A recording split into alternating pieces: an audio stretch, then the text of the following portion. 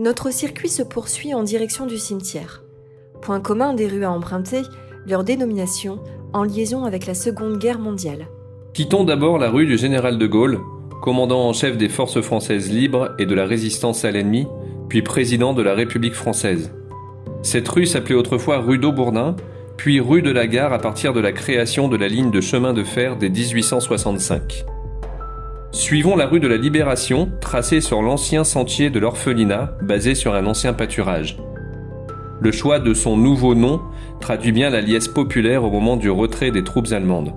Nous arrivons à l'intersection avec une ancienne rue étroite de Wavrin, typique du tracé des rues du Moyen-Âge, anciennement rue de Sante et surnommée par les habitants pavé de la moutarde.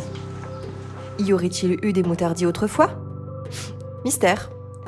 À la fin de la Première Guerre mondiale, cette rue de Sante fut baptisée rue de la Victoire pour célébrer l'heureuse issue de ce conflit. En 1945, on la rebaptise rue Pierre Brossolette, du nom d'un héroïque résistant. Cette rue est devenue une impasse avec le passage de la ligne de chemin de fer. Empruntons maintenant une étroite voyette nichée parmi les demeures.